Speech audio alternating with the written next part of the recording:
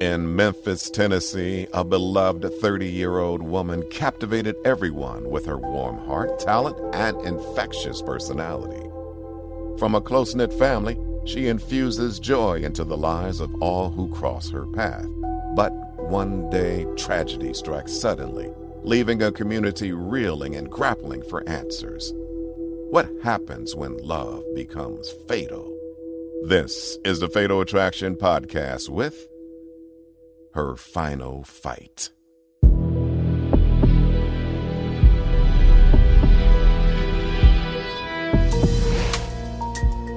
July 21st, 2018. It's nearing midnight in Memphis, Tennessee, one of the South's most iconic cities. Memphis is a majority black city with a certain kind of flavor, a certain kind of style. We have our blues, we have our hip hop, and we just have a love for one another. The people here are nice and friendly. Southern hospitality does mean something here. But tonight, the city's harmony is broken when gunshots ring out in the North Side neighborhood of Frazier. Memphis dispatch started getting multiple calls about shots being fired in the area. Frazier is not far from downtown. Memphis police race to the scene where they find a man lying unconscious in the middle of the road. They approach him and they realize he has been shot several times. As a second officer approaches, they make another shocking discovery. They found a woman who'd also been shot. Do you know who she is? Okay. The woman identifies the second victim as Natasha Gibbs. She is laying there on the ground with her life seeping away from her. Someone had shot her in her head. It just didn't make sense. A native of Memphis, Tennessee, 30-year-old Natasha Gibbs always put her family first. We've come from a big family. It's 10 of us. And with cousins, my grandmother kids, it's like all of us as one. We always grew up around each other all the time. We would always be there together. And Natasha always knew how to keep her family smiling. You could be down and out. She gonna say something to make you laugh. She was a very, very, very funny person. She always spoke to her mind. She always cracking jokes. She's gonna brighten your day up. She's just who she was. She was young, but she had an older spirit. She was just the big mama in the family. All Tasha's sisters and brothers, when they get mad or if they don't have anywhere to go, Tasha's house is the house. Whoever come over, she gonna make sure that you good. So she just loved to help, doing your hair or cooking for you or telling you jokes. That's her way to connect with you. She loved doing hair. She beat like, y'all come on, I'm finna go and do your hair. She'd braid your hair, and she was really, really good at it. So much so that she turned it into a career. She got a job at a local beauty shop and quickly grew her client base. It was just something that she just enjoyed doing. But as much time as Natasha spent on other people, she didn't want to neglect her own future. Coming from a large family, she always knew she wanted a family of her own. Family meant a whole lot to her, whole life. Yet the person she chose to do it with came as a surprise. Tasha? Marquise. Wow, I can't believe it's you. His name was Marquise Gibbs. We all grew up together. Distantly related through marriage, Marquise and Natasha had known each other since they were young. We were just like family. There was no blood relation, just a strong family connection. 8 years her senior, Marquise had left town when Natasha was still in grade school. You done grown up since the last time I seen you. Can't be a baby forever. Yeah, that's true. The two immediately felt a connection. He was handsome and charming. He was a good guy. And as for Marquise, he admired Natasha's resilience. She's a very strong person. When Natasha wanted something, nothing can hold her back. So, Could I take you out sometime? Yeah, sure. I like that. How about Saturday? Okay. It's a date then. Good to see you. And it didn't take long for the couple to become serious. She loved it. She wanted to marry this guy. She literally made sure that he saw the love that he probably never experienced before. She was trying to build a home for them. And in March of 2015, Natasha and Marquise decided to take the next step. She told me that she was going to get married. She was thinking about it, but she never said it was official. Then they went to the courthouse and got married. They was looking forward to starting a family together. But instead of enjoying a blissful honeymoon, the newlyweds were forced to confront a tragedy. One of Natasha's older sisters was killed unexpectedly. She died in a car accident. 18-wheeler hit him from behind. She left behind 2 young boys, and Natasha was determined to do whatever she could to help. She took in her sister's kids. She didn't hesitate. She did what needed to be done to make sure that they weren't going to be separated. Although it wasn't how she imagined it, Natasha had the family she'd always wanted. She made sure they were doing great in school, just gave them a home. She took good care of them. She made sure they had everything they needed. But then, tragedy struck the family once again. A few years later, Natasha lost another sibling, an older brother, to gun violence. That really tore her up. And through it all, she was thankful to have a man like Marquise by her side. She just felt like he was like the best thing that ever happened to her. He gave her the strength that she needed to carry on. He was such a good husband. But now, Natasha has been gunned down outside of her North Memphis home. Do you know who she is? Okay. Okay. Babe, do you need medical assistance? No, where's that video? Okay, I need you to go back inside right now. It's a crime scene. I need you to go back inside the residence. Natasha and her good friend Iziel Jones had both been shot multiple times. There was no sign of the shooter at the scene. But Natasha's mother-in-law was inside the home with her 2 nephews, and thankfully, everyone was safe. As paramedics arrive to continue aid, they realize it may already be too late. They weren't able to find a pulse. Both had gunshot wounds to the back of the head. Natasha had only been shot once, but Iziel had been hit multiple times. He's been run over by the car. My daughter was laying on the porch. My sister, she was dead.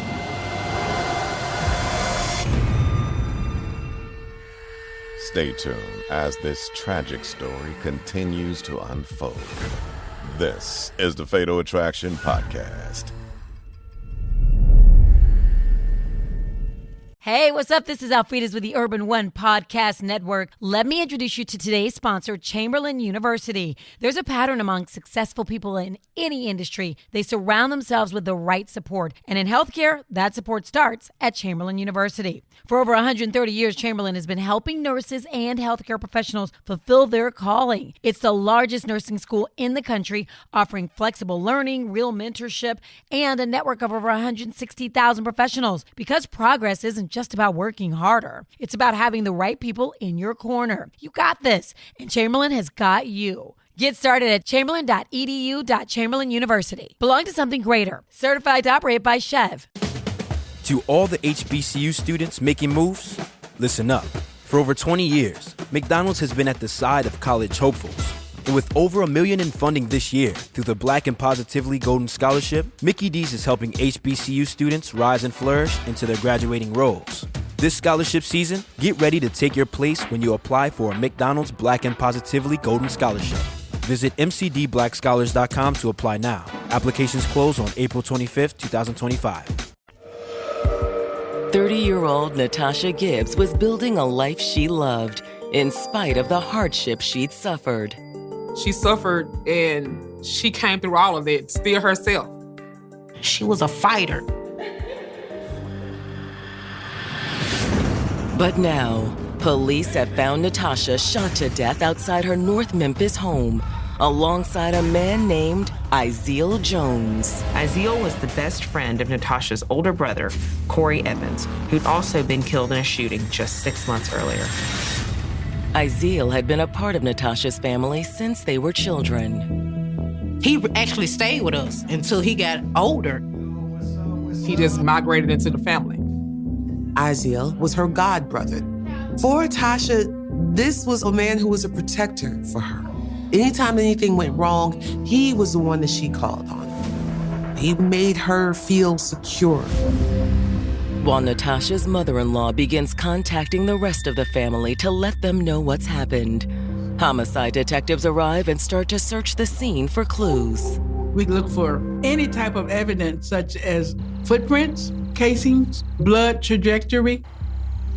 There were no bullet casings found at the scene, suggesting the murder weapon was likely a revolver. One of the first things detectives notice is the placement of the bodies. Natasha was at the porch. Izeal was in the street. Was this an argument that came from inside to outside, or was someone outside waiting for them? Judging by the trajectory of the bullets, detectives suspect the shooter was in the street when they opened fire, which raises another possibility. Memphis is known for drive-by shootings. It is a place you need to be wary in. Gangs are still large and prevalent over in the Raleigh-Frazier area. You don't go over there at nighttime. It is a very crime-ridden area. But the severity of their injuries suggests they were targeted. Natasha had only been shot once, but Izeal was hit multiple times. But that's not the worst of his injuries. Not only was he shot, he was run over. It was overkill. Maybe Izeal was the primary target, and Natasha was just collateral damage. To find out more, detectives start by talking to her next-door neighbor, who'd been watching the scene since they'd arrived. Detectives want to talk to neighbors and get an idea of what happened. I was inside my house watching TV. Looked out my window. I just wanted to see what was going on. She'd seen an SUV peeling out into the street in front of Natasha's house. And what time was this? 11:15. She's also able to fill the detectives in on some of the details of Natasha's life. She didn't know Izeal, but she and Natasha were friends. Can you tell us who all lives in the house? Yeah, I can. It was Natasha, her two little nephews, and her husband, Marquise. Marquise was not on the scene, and officers were wondering if Marquise was another victim that we had to locate or a suspect. But before they can go looking for Natasha's husband, the rest of her family begins to show up at the scene. I get down there, everything was blocked off. They told me the girl had got shot down there. I said, what you mean I got shot? All I can tell you is there's two victims, okay? All right, there's been a shooting. Who's that? They wouldn't let us get close to the house. Marquise's mom, she was there. They wouldn't let her out. The baby cousins, they wouldn't let them out. Then, amid the chaos, Natasha's father spots something that stops him in his tracks. I see my daughter laying on the porch.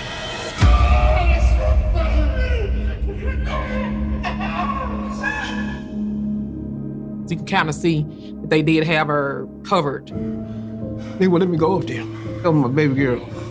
Well, to leave me like that, it just hurt me. The news of Izeal's death is just as devastating. I did consider him family because he would always be around. Izeal was like my brother. This is a moment that no one could have imagined happening. And at that moment, no one knew who could have done this. It's a tragedy. It's just incomprehensible.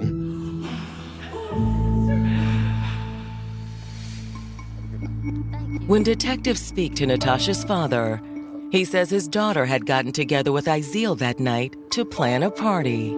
They was having a birthday party for my brother who recently got killed 6 months before her. We were gonna have like a little celebration for him, a celebration of life for him. The last time you saw your daughter, sir, did everything seem normal?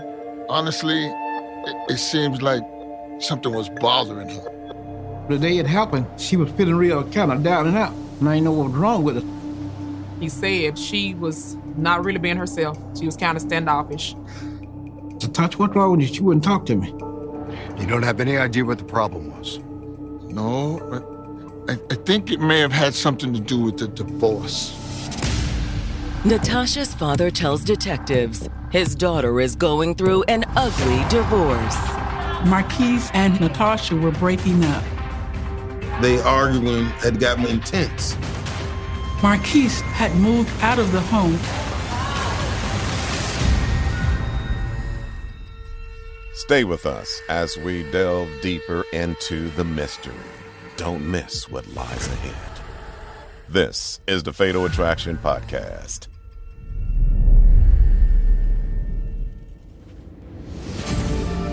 In the wake of a double homicide in North Memphis, Tennessee, detectives are working quickly to identify a suspect. When the Memphis Police Department first got to that crime scene, there wasn't a lot of evidence. You still have a lot of gang violence in that area. We have to keep all avenues open. But now, the father of one of the victims, Natasha Gibbs, has told police that his daughter was in the process of separating from her husband, Marquise.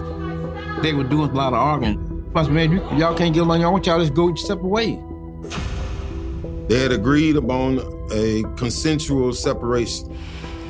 She was telling me he was supposed to be getting his stuff. He was supposed to be leaving. However, Natasha's father is adamant that Marquise isn't capable of doing anything like this.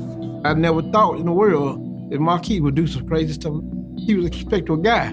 I really trusted him a whole lot. I just couldn't see that he would do something to hurt her in no type of way. But detectives aren't as confident. The number one suspect is going to be the spouse. That's who they look at first. So first thing the next morning, they contact Marquise, who willingly comes down to the station for an interview. They want to get more information about him, his whereabouts, who he was. Thank you for coming and talking to us, Mr. Gibbs. We just have a few questions. I just can't believe this. And that's my wife, man.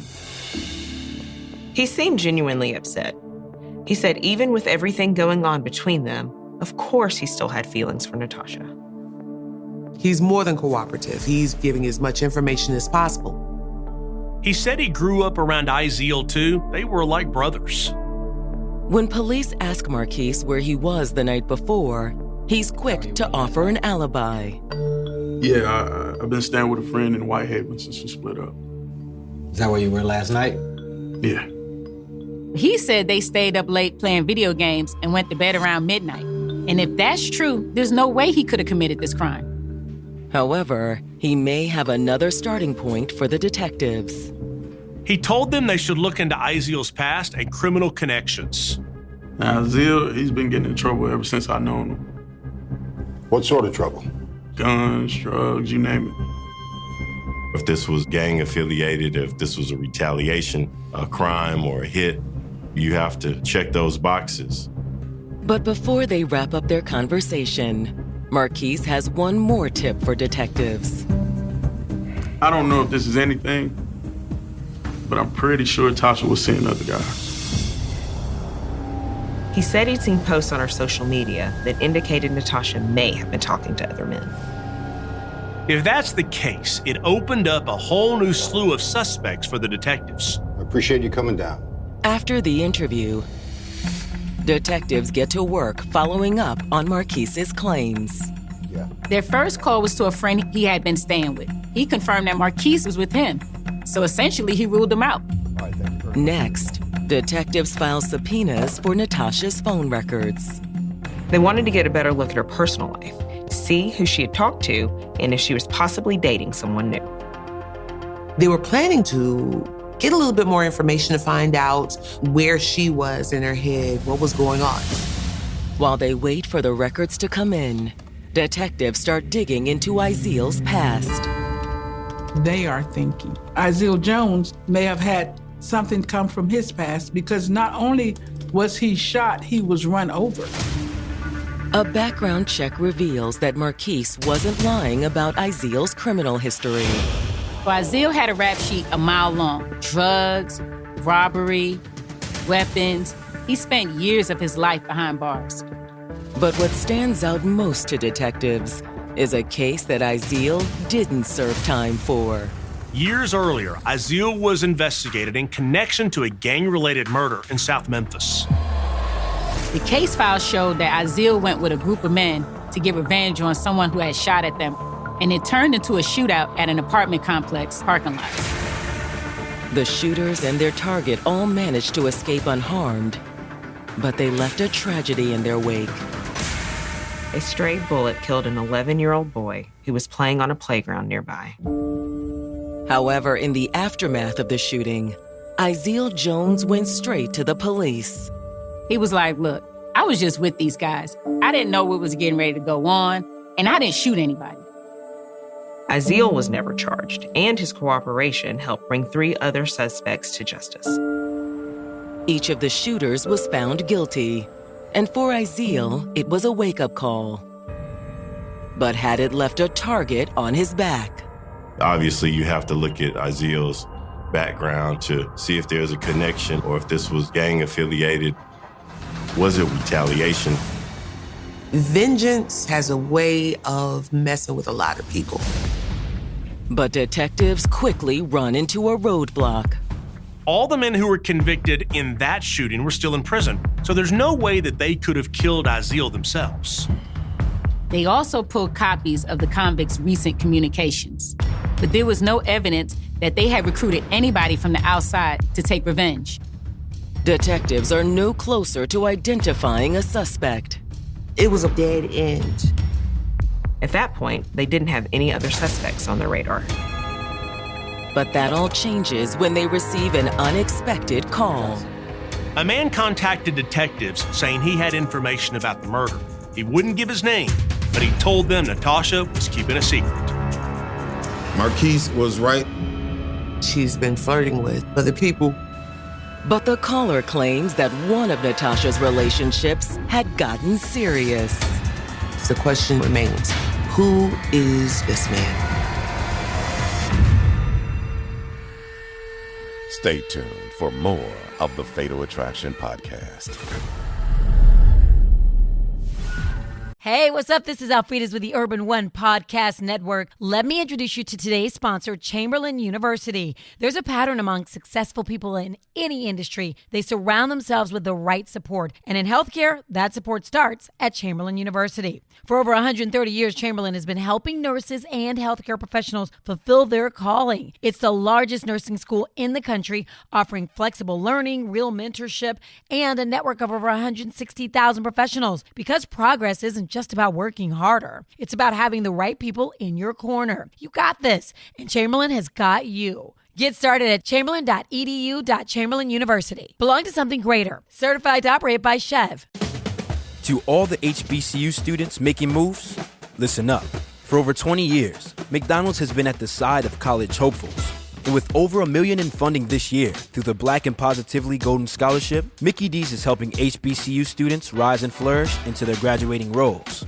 This scholarship season, get ready to take your place when you apply for a McDonald's Black and Positively Golden Scholarship. Visit mcdblackscholars.com to apply now. Applications close on April 25th, 2025.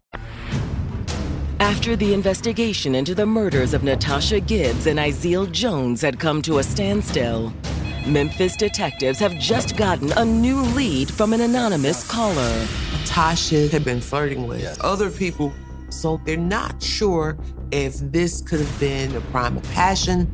But the caller can't or won't give them a name. He claimed he didn't know a whole lot about the boyfriend. People do be reluctant to get involved in police issues. You know, they have the saying, snitches get stitches. He said that all he knows is that on the streets, the guy went by the nickname of Ace. Thank you. It isn't much for the investigators to work with.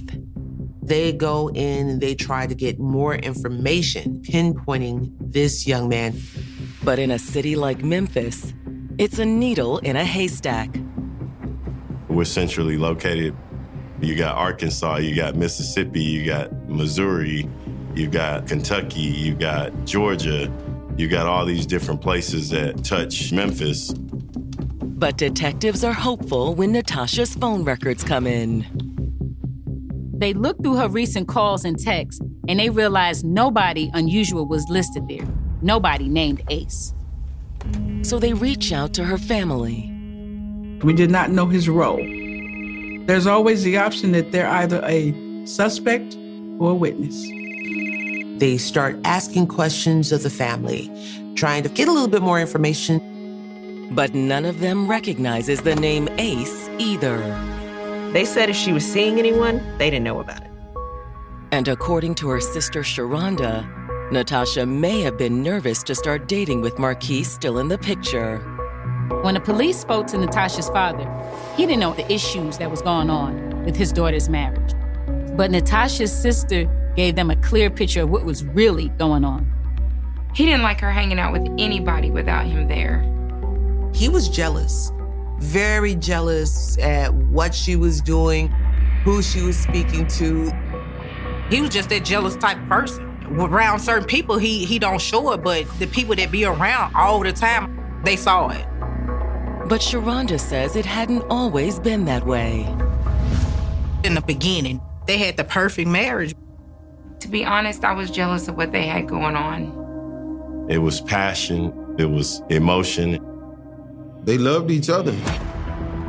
But over time, stress and bitterness started to take a toll. After Natasha's sister died and they took in her nephews, they were under a lot of pressure. Once someone goes through all of these traumas, the family is never the same. When you do not allow yourself to deal with whatever you're dealing with, it's going to deal with you. And it started to bring out a different side of Natasha's husband. They would have arguments. Marquise started drinking, that's when the skeleton come out the closet. What sort of things were they fighting about? Just how controlling he was. He was always taking her phone and looking at her social media. For the investigators, it's a story they've heard many times before. Social media is one big thing that brings down a lot of relationships. When we go looking for things or we stalk their social media pages, it helps create a narrative in our minds that might not even be real. Eventually, Marquise started openly accusing Natasha of cheating on him. Put hearts on people pictures? That's my friend from high school. Why are you going through my phone? Friend from high school? I don't care who it is. Why are you putting hearts under his picture?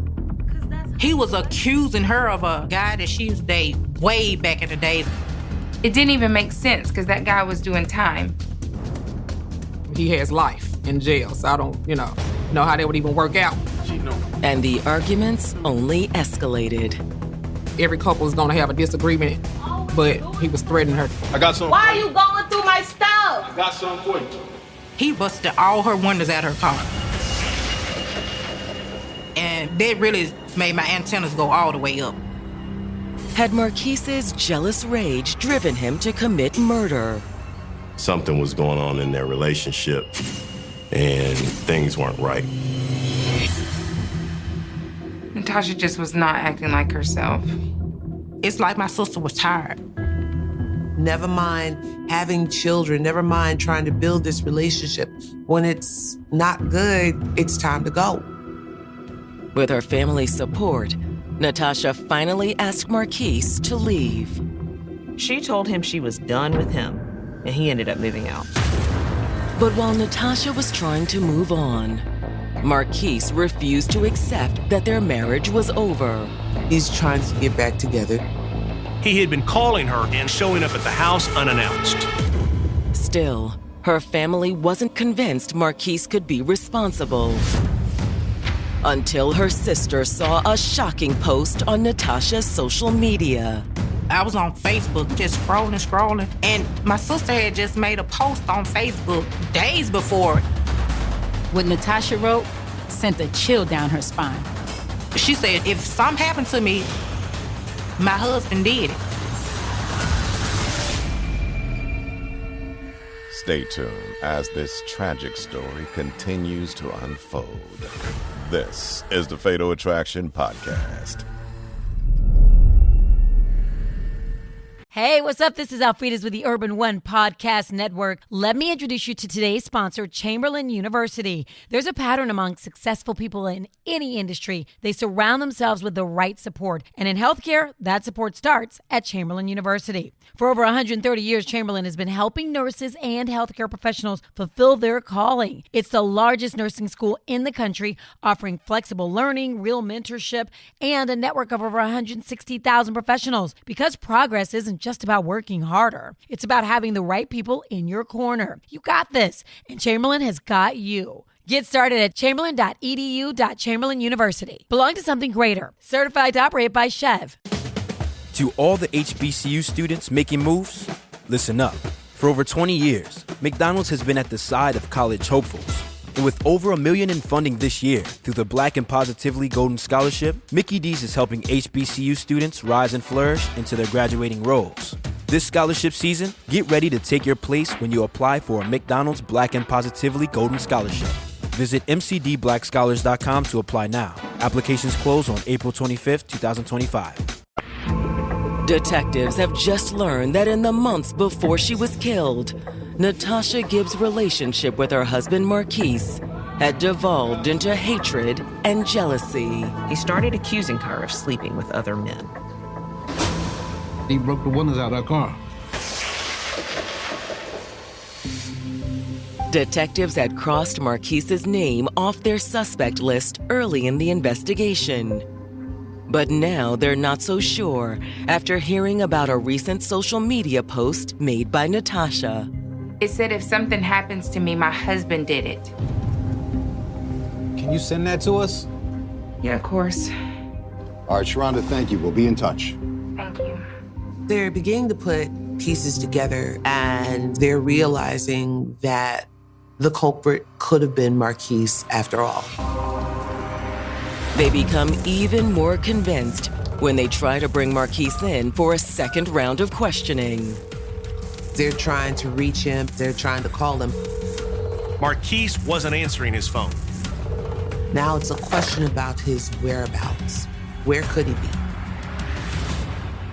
Detectives decide to head to the address where Marquise had been staying with his friend. Marquise wasn't there, but they did get to speak to the friend that he had been living with. And he was a little less than forthcoming. I haven't seen him since yesterday. You don't have any idea where he's at? Nope. It's a case of, I'm not going to get involved with that. Mind your own business. But when the detectives threaten him with the charge of accessory to murder, Marquise's friend starts to change his attitude. All right, look. Honestly, I don't know where he's at. Some of that stuff I told you earlier, it's not true. What stuff are you talking about? Now, before, when the cops contacted the roommate, he had told them that Marquise had been with him all night the night of the murder. Now, he says that was a lie. Look, he got here at like 1 o'clock, maybe 2 in the morning. And he told me that if anybody asks, just cover for him. That completely blew Marquise's alibi. That meant that he didn't get home until hours after the shooting. Detectives are certain Marquise is the suspect they've been looking for. You start to kind of put all of these little pieces to the puzzle together, and ultimately they put that puzzle together pretty quickly. But there's one more obstacle standing in their way. They couldn't locate him. Memphis police devote numerous resources to tracking Marquise down. Technology is really a game changer. You're tracking credit cards, tracking cell phones, cell towers. Detectives tried tracking his phone, but it had been turned off the day after the shooting. Where could he be? There's a greater possibility that he could be on the run. You had a killer on the loose who was believed to be armed and dangerous. And detectives missed their opportunity to catch Natasha's killer. You could travel anywhere in the continental United States on a relatively short period of time from Memphis because it's so centrally located. We don't know. You could try to go to Canada or what the plan was. But it's not long before detectives catch the break they've been waiting for. Detective Martin.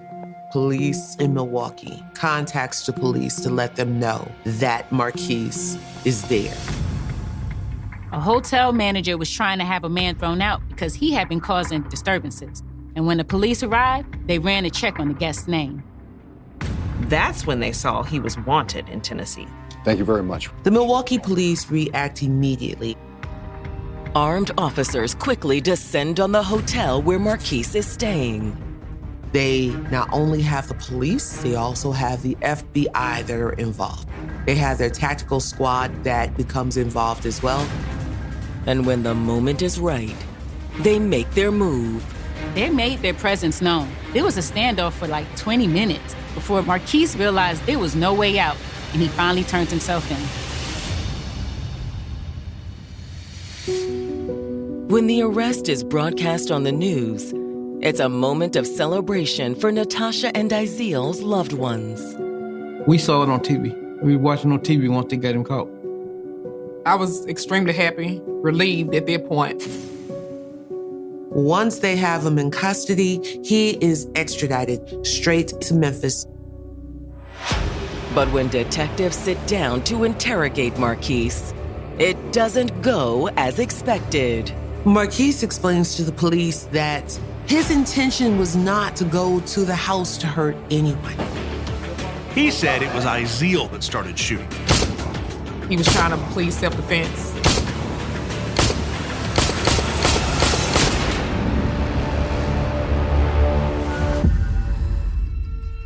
Don't miss what lies ahead. This is the Fatal Attraction Podcast.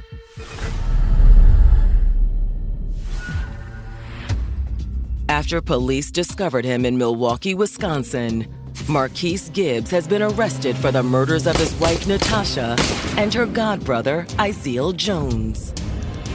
Them catching him, it was a relief. As Marquise is being brought back into Memphis, police begin to question some of his motives, the purpose of why any of this may have happened. And now under interrogation, Marquise has confessed to firing the fatal shots. But he claims the shooting wasn't murder. It was self-defense. He tells police that there was no intention of killing anyone or hurting anyone by any means. He went over there to work things out. Man, I know he ain't here. I just want to talk to my wife, that's it. But when he arrived, Marquise says Izeal was there with Natasha. You got all in my face telling me I can't see my own wife? The argument quickly got out of hand. Man, she don't want you here. She don't want you in her life. I don't care if she don't want me here. I don't care. According to Marquise, Izeal was the first to draw a weapon. As he confronted him about everything that was going on, Izeal pulls out a gun. Whoa, man, what are you doing? Whoa, whoa, whoa. He too pulls out a gun because he's trying to protect himself. When Izeal opened fire, Marquise shot back.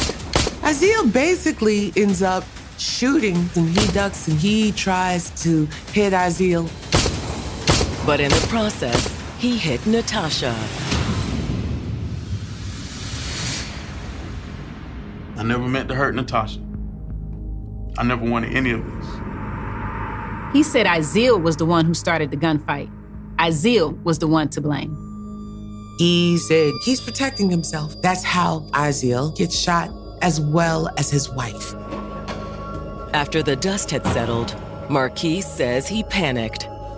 He thought I done something wrong and they are coming for me. That's why he fled. He stated that he left because he knew that nobody would believe him. But detectives know he's still lying. The police lets him know that they know better. Both of those killings involve gunshot wounds to the back of the head. So that would indicate that it wasn't any type of self-defense involved. There's also no evidence Izeal ever fired a weapon. There would have been other bullets. There would have been another gun. His lies couldn't hold up because of the evidence. At this point, Marquise backs up and he says he wants a lawyer. Even without a full confession from their suspect, detectives now believe they have a clear picture of what really happened that night. Marquise was upset about the state of his marriage. He was upset that Natasha was talking to other guys. All of that rage and anger and feeling as if he's been played or being used had built up inside him. And when he saw Iziel with Natasha, it pushed Marquise to his breaking point. He doesn't feel comfortable in the idea that there's another man who's making my wife comfortable and protecting her from me. He perceived that in his twisted mind as evidence they must be going together. The jealousy, the anger, the rage, the love, those feelings and emotions erupt into a situation where it became fatal. He snapped. Hey man, what you doing with my wife, man? We just hanging out, man. We just chilling. Iziel tried to talk Marquise off the ledge, but he refused to back down. Marquise just exploded. He was in the grip of rage. He shot Iziel in the head. Then he shot Natasha. After he did what he did, he jumped in his vehicle and ran over Mr. Jones' lifeless body that was laying in the street.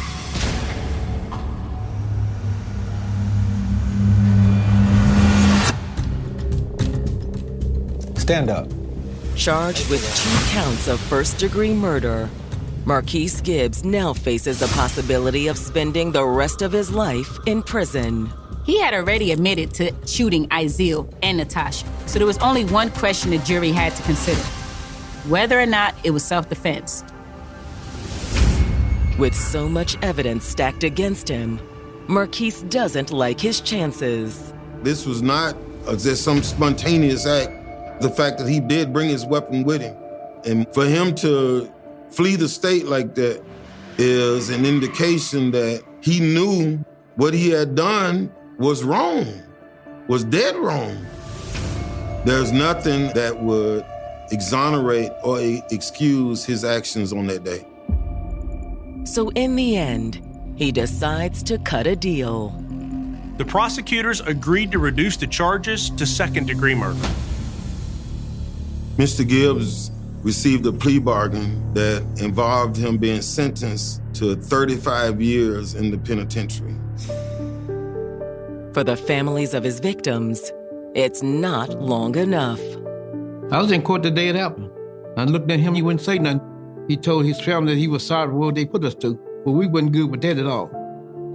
To this day, I'm not happy with him being in jail. I want to see him in the grave. But no matter what happens to Marquise, nothing can reverse the damage he's already done. He should never be able to walk the face of earth ever again.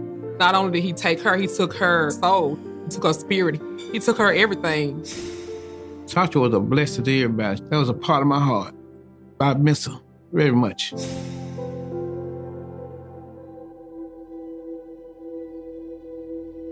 In today's world, especially in the age of social media, our perception of reality has changed significantly. It is essential to remember that true partnerships and love should not hurt.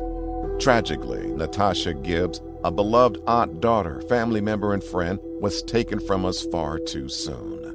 This painful loss serves as a stark reminder that the illusions portrayed on social media are just that, illusions, and violence is never the answer.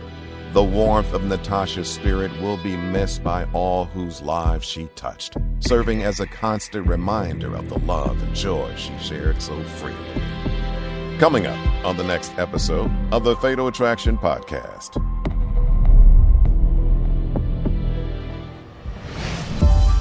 They were living the American dream. It was all about family. They wanted to provide a loving home. They would have fun. They all looked happy. Until a terrible crime plunged them into a nightmare. There's like blood everywhere. That is something that I'll never forget. I'm still in shock. In Deltona, Florida, a quiet, peaceful community is shaken by a frantic call from a roommate to the police, changing lives in an instant.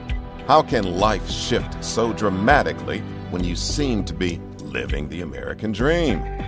Tune in to the next episode of the Fatal Attraction Podcast. We will see you in the next episode.